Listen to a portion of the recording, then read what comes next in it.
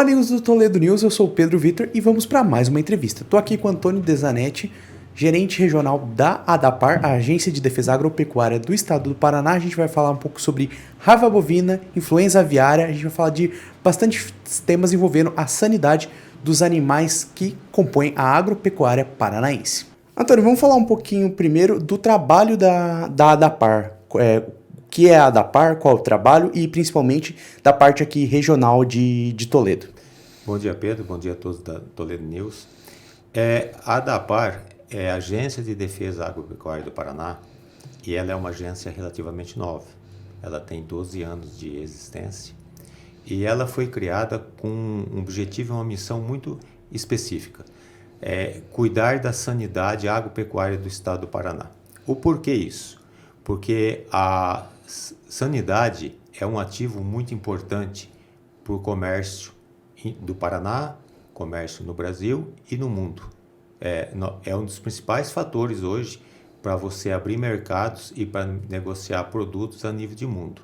A ADAPAR foi criada especificamente para cuidar desse ativo, e só para a gente ter uma noção do que é isso, né, Pedro?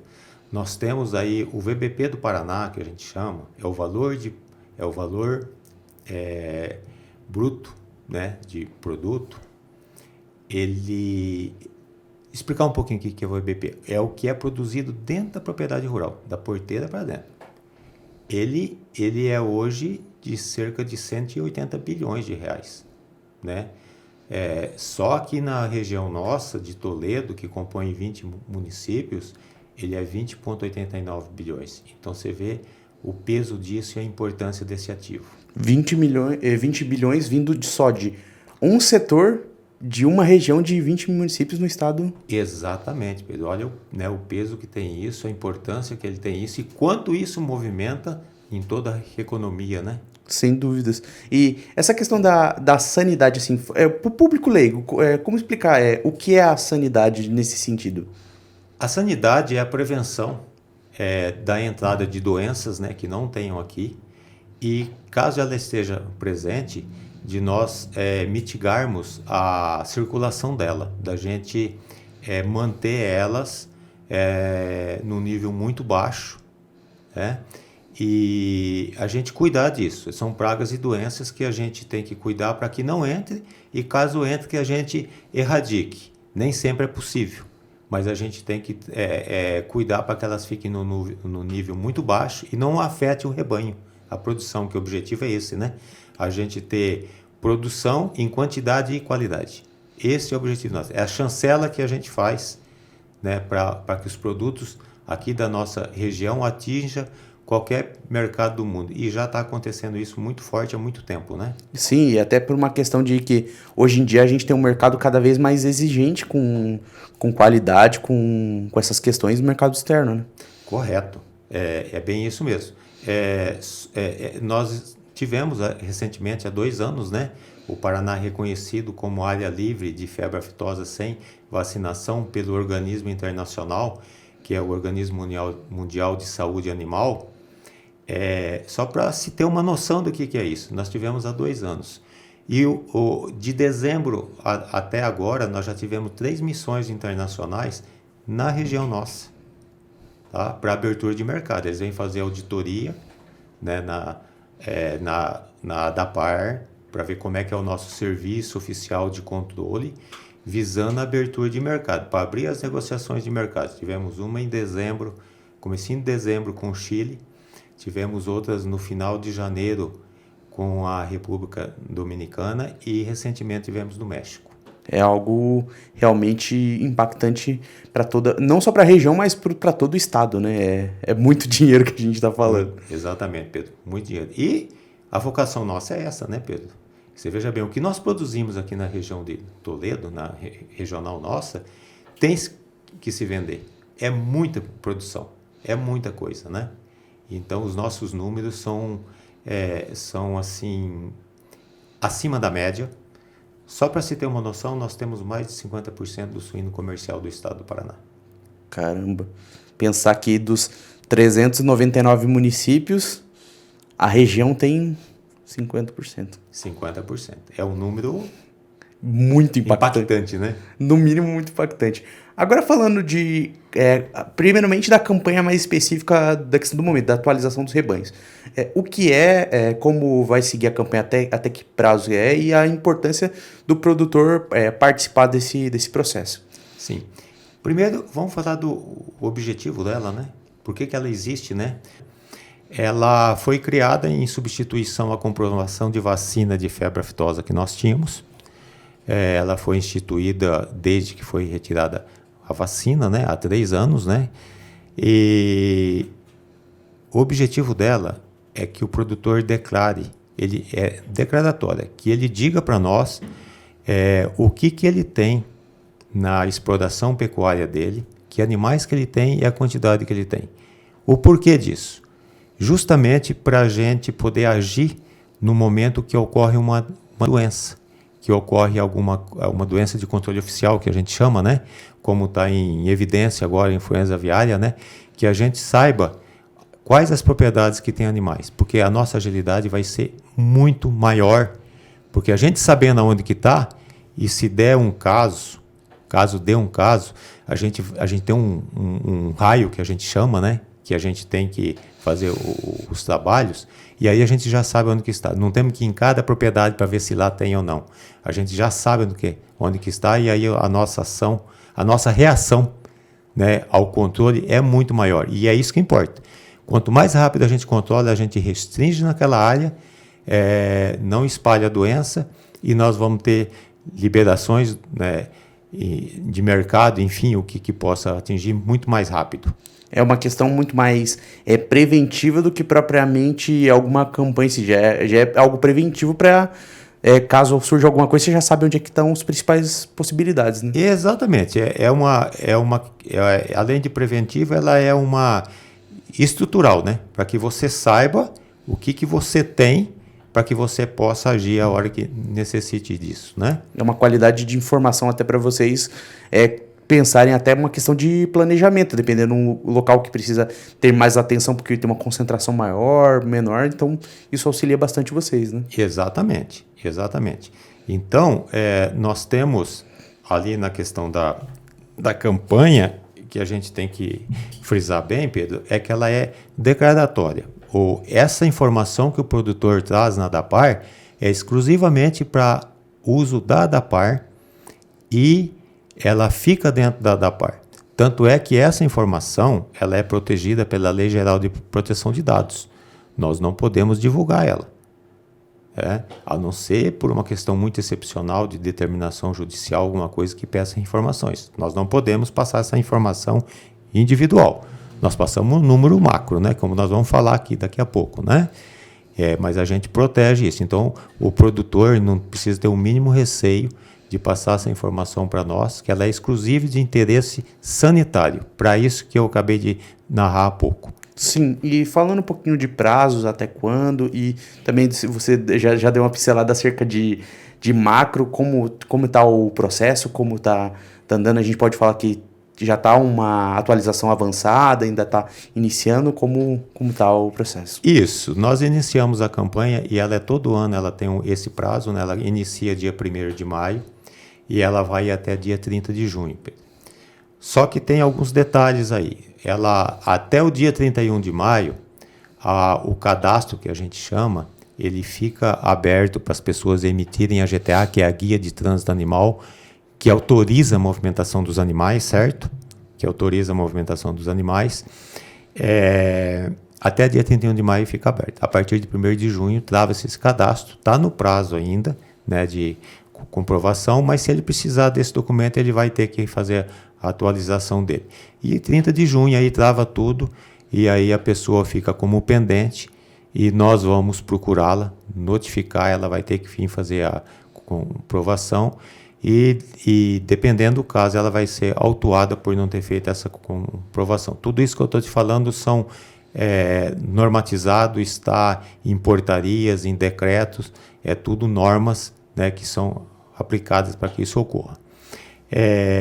Falando da campanha desse ano, né, Pedro, nós estamos dentro de uma meta que a gente pensou, né, que a gente estabeleceu, a nossa equipe estabeleceu conjuntamente para isso, de nós chegarmos, né, no final de maio, como tem 2 meses, 50% comprovado até lá, né? Então, nós já estamos nisso, em termos de regional e em termos aqui de Toledo, né?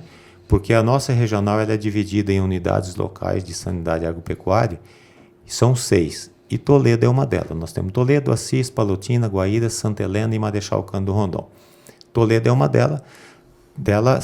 Toledo é composto por 3 municípios nessa unidade local, que é Toledo, São Pedro e Ouro Verde. Então, assim, a nível de Paraná, nós temos cerca de 187 mil explorações cadastradas que devem fazer essa comprovação. Esse índice no Paraná, ele está hoje com 35,6%. Na regional nossa de Toledo, que compõe essas 6 unidades e os 20 municípios, nós temos 11.361 explorações. E nós estamos com 52,4% de comprovação. Então, nós já chegamos naquela meta. É claro que você tem municípios mais, tem unidades mais, outros menos, né? Em Toledo, a unidade local de Toledo ela tem 2.865 explorações, que engloba São Pedro e Ouro Verde junto. Nós estamos hoje com 53,6% nessa unidade. E o município de Toledo, que é o que mais tem explorações nessa unidade, ele tem 2.087 e nós estamos com 55,3%.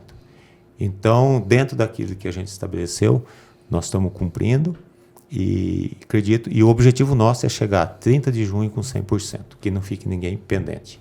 É bacana porque se for analisar, no período que ainda é o mais declaratório, vamos dizer, a gente pode fazer essa separação que é o período mais tranquilo, vamos dizer, já tem 55%, as pessoas que vão talvez ter que ter um processo um pouquinho mais burocrático, se a gente pode falar dessa forma, já é um contingente muito menor, né? Então, já demonstra esse avanço, né? O objetivo é esse, a gente chegar lá dia 30, a meta, o objetivo é esse, 100%. Mas a gente sabe que vai sempre ter alguns que não vão, né? Quanto menos pessoas ficarem pendentes no final, melhor para todo mundo, para o produtor, né? Que não vai sofrer nenhuma penalização, e para nós também, porque nós temos muitas outras atividades que demandam muito tempo, e a gente está otimizando o nosso tempo e todo mundo sai beneficiado. Exato. E falando um pouquinho dessa questão de atualização para a questão das doenças, principalmente, falar um pouquinho de influenza aviária, né? Que surgiu esse tema aí nos últimos tempos, para a galera que é mais leiga, né? Para vocês já acompanhando diariamente o tema. Como está a situação? Um panorama geral do que é para a galera um pouquinho mais leiga e principais cuidados também para o produtor que está assistindo a gente. Uhum. A influenza ela entrou na América do Sul, que foi o último local do mundo, né? Ela chegou no final do ano passado, né? Que foi detectada lá pelas rotas migratórias de pássaro, que a gente chama, né? Que entrou na Colômbia, e aí foi um efeito dominó. Rapidamente ela veio descendo até chegar no Uruguai. E ficou Brasil e Paraguai até recentemente sem ter constatado nem a presença da influenza, que é um vírus de alta patogenicidade, que é o H5N2. Ele tem uma baixa transmissibilidade para os seres humanos. São raríssimas as ocorrências de transmitir para o ser humano, né? Teve duas no Camboja o ano passado, comecinho desse ano, me falha a memória agora, e uma no Chile. Mas você tem que ter um contato muito próximo com esses animais, assim, para que ocorra isso. É bem raro. Ela não tem essa transmissibilidade para o ser humano, ainda, porque é um vírus da gripe. Né? É um H5N1. Tem questão de mutação. Exatamente. E esse é o cuidado que a gente tem que ter. Por exemplo, o consumo de carne de frango, a gente não precisa ter nenhum receio, né, pela circulação da influenza, porque ele é um vírus que desativa muito fácil. Né? Só com o cozimento ali e tal, ele já morre. ele não sobrevive, né? Tanto é que você não tem casos de contaminação de HN no mundo por consumo de alimentos, né? Então isso a gente tem que esclarecer bem para que as pessoas não fiquem com medo de consumir carne de frango, né, achando que vai pegar o HN. Isso não ocorre, tá? E você dizendo, né, complementando a sua pergunta, recentemente agora nós tivemos a introdução no Brasil, né, que foi lá, começou no Espírito Santo e chegou ao Rio de Janeiro e foi transmitido por aves silvestres, né, migratórias, né, que vêm de outros continentes e que traz a doença junto. Elas estão restritas nisso. No Paraguai entrou também em aves de fundo de quintal, né, de transpátio, que eles chamam lá, né? Entrou um caso bem longe daqui, lá no Chaco. E aqui no Brasil entrou com a silvestre e não se tem nenhum relato ainda, né, de que tenha ido para a área de fundo de quintal. E o objetivo nosso é que não chegue na comercial, né, Pedro? Essa questão, principalmente porque afeta toda uma cadeia, porque até fazendo aquela pesquisa pré-assunto, né, só contando um pouquinho de bastidor, eu tava vendo alguns comentários. Se acontecer algum caso, já trava o processo como um todo, né, pensando em exportações, pensando em propriamente venda, né? No Brasil todo, Pedro. Se acontecer em qualquer lugar do Brasil, lá no Amazonas, estava aqui, no Rio Grande do Sul, estava aqui em todo o Brasil. Porque nós não temos uma compartimentalização que se chama para aves, né? Claro que você vai fazer um trabalho depois, se acontecer lá na região norte, centro-oeste, mostrando das distâncias, mas ela para um tempo. Agora, você já imaginou a gente ficar 15 dias abatendo sem movimentar isso, sem exportar ao mercado interno? Não tem condição de absorver tudo isso, né? Como é que fica isso, né? Que causa aí? Você vai começar a parar abate, segurar animais mais tempo nos alojamentos, o caos que isso vira, né? Como o secretário da Agricultura costuma falar, caso a influenza entra na área comercial no Paraná, vai ser pior que a geada de 75. Os mais experientes, né, vamos usar esse termo, eles sabem bem o que foi essa geada de 1975. Para o pessoal ter uma noção, tipo assim, eu não era nascido nessa época, mas pelo que me contam, chegou a nevar na capital nesse período. Então, pra galera perceber que... Exato. Foi uma questão complexa. E falando especificamente pro produtor, quais são os cuidados, quais são os principais procedimentos que ou são já colocados para o produtor tem que fazer, ou algumas coisas que seriam indicadas para evitar essa transmissão, ou até proteger ainda mais seus aviários, proteger mais a sua produção. Isso. Na produção comercial, que é o objetivo que a gente não quer que entre, e por quê? Porque é onde que vai travar o mercado. E nós temos países, Pedro, tipo a Austrália, que já tem lá uma década a circulação com ave silvestre e não entrou na comercial ainda. Isso significa que eles têm uma biosseguridade da parte comercial deles muito boa. E nós temos também. A nossa biosseguridade é muito boa, que é o isolamento das granjas, né? E é justamente aí que o produtor tem que ser muito rigoroso, muito criterioso. Não deixar que pessoas de fora entrem, em hipótese alguma, nessa área de biosseguridade, na área de produção dele. Que restringe o número de pessoas que têm acesso a essa a produção dele. Até ele mesmo, por exemplo, se ele circula muito, se tem que vir constantemente na cidade para cuidar de negócio, enfim, uma série de coisas, e tem lá a pessoa que cuida do aviário dele, né, o parceiro dele, deixa que essa pessoa tome conta, ele evitar de entrar o máximo possível lá. E quando entrar, tomar todos aqueles cuidados que é de conhecimento, né, e são repassados pelas empresas, de que ele tem que ter para que ele não leve o vírus para dentro. Essa é a parte muito importante, tomar muito cuidado com isso. Portas fechadas, não deixar adentrar animais, especialmente pássaros, né, que você tem toda uma proteção também de tela antipássaros para que eles não entrem nos aviários, isso já há um bom tempo. E a manutenção disso, né, para que ela esteja em perfeitas condições, para que não tenha um local que esses animais possam entrar. Esses cuidados. Agora os detalhes, Pedro. Tem que ter cuidado dos detalhes agora.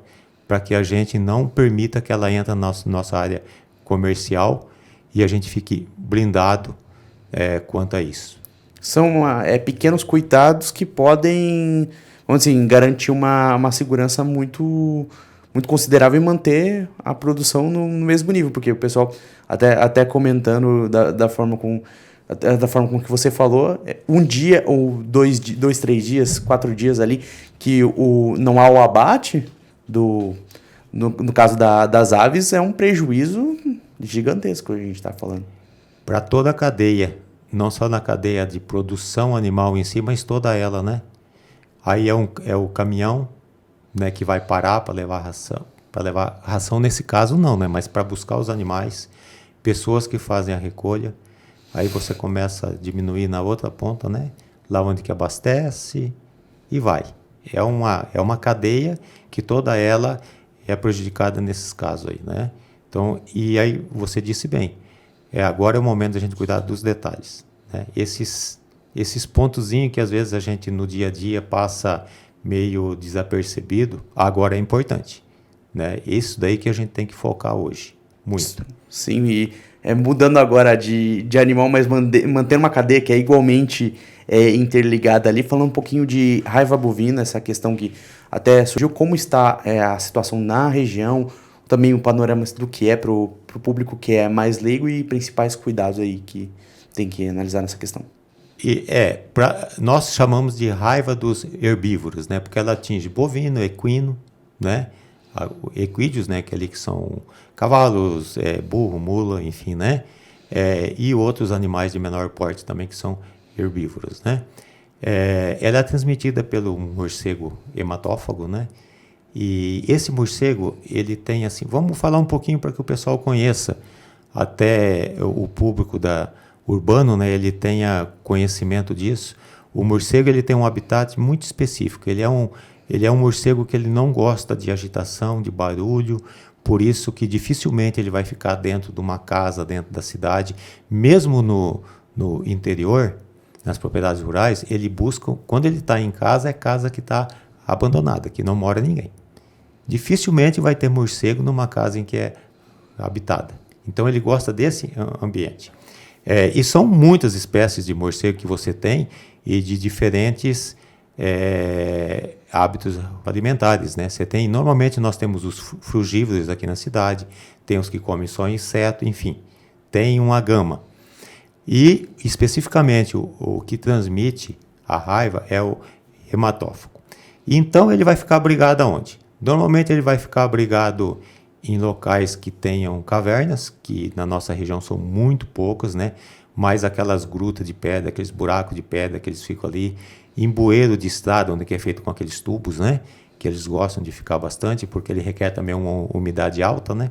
Umidade alta e escuro, né? Durante o dia. E dali eles saem para atacar, para se alimentar, né? Eles não estão atacando, eles estão se alimentando para sobreviver. E isso, assim, todo morcego tem raiva? Não. Ele tem que ser infectado também. E quando ele é infectado, ele morre também. Ele vai sobreviver um tempo, mas ele morre também. E com isso você abaixa a população dele. Um trabalho que nós fazemos, nós temos os abrigos cadastrados na área de circulação nossa, onde que ocorre. Na nossa regional, nós temos alguns pontos, ela não é muito disseminada, né? Aqui na região nossa de Toledo mesmo, nós temos ali em São Pedro, na Cabeça do Cachorro, faz muitos anos que não ocorre mais nenhum foco de raiva ali, mas a gente sabe que é um local. Ali também naquela região de São Judas, em São Pedro, ali tem uns abrigos cadastrados. Aí subindo aqui para Toledo, nós não temos mais, né? Aqui em Toledo especificamente, na região de Assis, Formosa do Oeste, nós temos, e o Rio Piquiri, né, Pedro? Aí o Rio Piquiri, você desce, que você pega a ponte de Guaíra para Francisco Alves, lá é onde que é o grande, a grande concentração, pelas características que você tem, né, do rio. E, inclusive, o último foco que nós tivemos foi lá no final do ano passado, na região ali de Terra Roxa, né, onde que aconteceu. E ele é assim, como eu te disse, ele é cíclico. Ele vai ocorrer, aí a gente faz revisão desses abrigos. esqueci de comentar com vocês, nós fazemos revisão 2 vezes por ano desses abrigos. Se há morcego, a gente faz em quantidade, né? Tem uns índices lá, a gente faz a captura e aí a gente faz o controle, né? Nós não matamos o morcego, mas a gente controla através de uma pasta, né? Em que ele transmite para as outras, abaixa a população e aí a gente controla esse índice de transmissão dentro de um nível aceitável, né? E nessa região tem como fazer prevenção, Pedro. É algo que é uma série de cuidados. Basicamente, a tônica a gente pode falar desse nosso papo muitas atividades de prevenção para que não ocorra aquilo que vai acabar prejudicando a produção agropecuária. A gente está falando de várias medidas para que a gente não precise lidar com alguma situação ou algum problema que prejudique a nossa produção, né? Exatamente, Pedro. E vamos um pouco além aí no caso da raiva, porque ela é uma zoonose que a gente chama. A zoonose é aquela doença de animais que são transmitidas para seres humanos. E perigosíssima, né, Pedro? Claro. Uma vez ela infectando o ser humano, e se ele não for de imediato procurar a saúde e tomar as vacinas que se tem que tomar, é fatal. Que eu conheço é um caso no Brasil que uma pessoa conseguiu escapar depois de estar infectado. Ela é gravíssima. A partir do momento que ela começar a se desenvolver na pessoa, não tem mais volta. Se a gente for analisar, a taxa de mortalidade beira 90% até para mais. Né? Até para mais. Felizmente, ela é baixíssima, né? E é aí que a gente entra na questão da prevenção que você disse, de que quando ocorre um animal, às vezes o produtor não imagina que é aquilo e vai lá e tem um contato com a saliva do animal ou alguma outra forma, e se ele tiver algum ferimento, e normalmente você tem na propriedade rural, né? Você tem aí um arranhão, alguma coisa que te expõe, né, a tua pele, ela vai entrar por aí. Às vezes a pessoa enfia a mão na boca achando que está afogada, porque o animal começa a travar a musculatura do pescoço, não consegue respirar, começa a babar, né? Aí acha que tem alguma coisa engasgando e mete a mão. Então tem algumas coisas assim que relato disso, né? E é essa prevenção que a gente tem que ter. Sim, até dessa questão olhando pelo lado do produtor, o que o produtor pode fazer para ficar longe ali, para evitar essa questão. É um pouquinho diferente a raiva versus a influenza, porque a influenza é mais um ambiente fechado, um ambiente ali controlado. Dentro da alçada do produtor, a gente pode falar dessa forma. Alguma medida para a questão da raiva bovina? Sim. A primeira dela, para ele proteger o rebanho, e se proteger também, né? É vacina, né?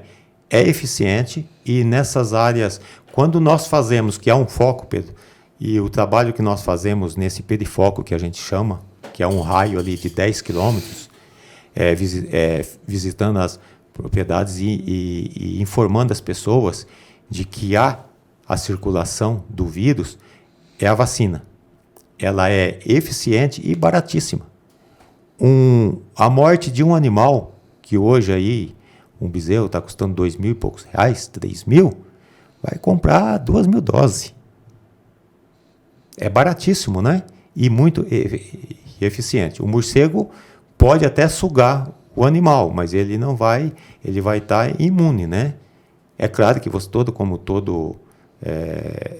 todo medida que você tem vacina, nunca é 100%, mas se você tem uma taxa de eficiência muito alta, e isso que importa, né? Então, você tem isso sim, que dá para fazer.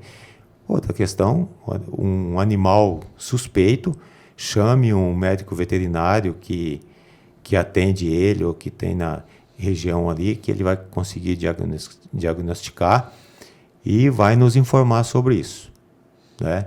E animais que morreram com essa suspeita também, ele pode informar diretamente a gente o que nós vamos fazer. Nós vamos lá coletar o material, que é o cérebro do animal, e isso só é feito depois que o animal está morto, tá? Nós mandamos para o laboratório e sai daqui, chega amanhã no laboratório de manhã.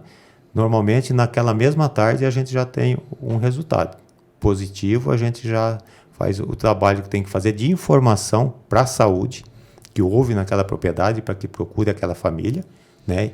E faça as medidas sanitárias humanas que forem necessárias, e mesmo para o produtor procurar ajuda também. Exato, até como uma medida para o raio, né? Como você falou. Exatamente. E principalmente no foco, né? Que é ali que o produtor tem a certeza que teve o contato e que ele tem que se precaver para a saúde dele e da família dele. Bacana. Se quiser deixar um recado para o pessoal, deixar acerca do trabalho da ADAPAR e também acerca das medidas que a gente comentou, acerca dessas questões, para o produtor de informação, fica à vontade, espaço aí. E a gente agradece muito a sua presença aqui, trazendo informações bem relevantes para os produtores rurais da nossa região. Obrigado, eu agradeço a oportunidade de estar aqui. E a mensagem assim que eu tenho que passar para o produtor rural é que a ADAPAR, nós estamos aqui para proteger o negócio dele. Essa é a função principal nossa, é o nosso trabalho, é o nosso métier que se chama, né? De estar fazendo isto.